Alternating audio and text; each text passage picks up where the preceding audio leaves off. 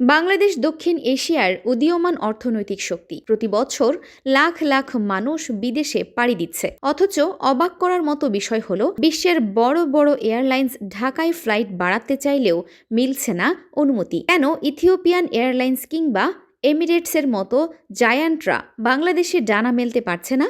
এর পেছনে কি কেবলই অবকাঠামোগত সমস্যা, নাকি দেশি কোম্পানিগুলোকে টিকিয়ে রাখতে চলছে কোনো গোপন সিন্ডিকেট? আকাশ ভ্রমণের চড়া দাম আর অদৃশ্য ফাইলবন্দি সত্য উন্মোচন করব আজকের বিশেষ প্রতিবেদনে। দর্শক, প্রথমে বুঝতে হবে কেন ঢাকা এখন এয়ারলাইন্সগুলোর কাছে সোনার খনি। আমাদের কোটিরও বেশি মানুষ বিদেশে এবং ক্রমবর্ধমান অর্থনীতির কারণে বিদেশি ব্যবসায়ীদের আনাগোনা বেড়েছে কয়েক গুণ। বছরে প্রায় ৮০ থেকে ৯০ লাখ যাত্রী যাতায়াত করে শাহজালাল বিমানবন্দর দিয়ে।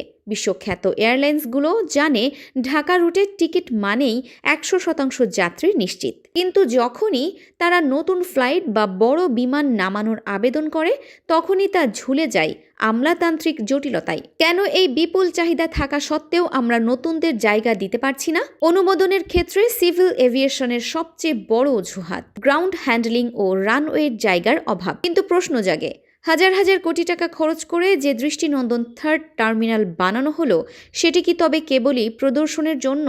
বিশেষজ্ঞরা বলছেন এর আড়ালে রয়েছে প্রোটেকশনিজম।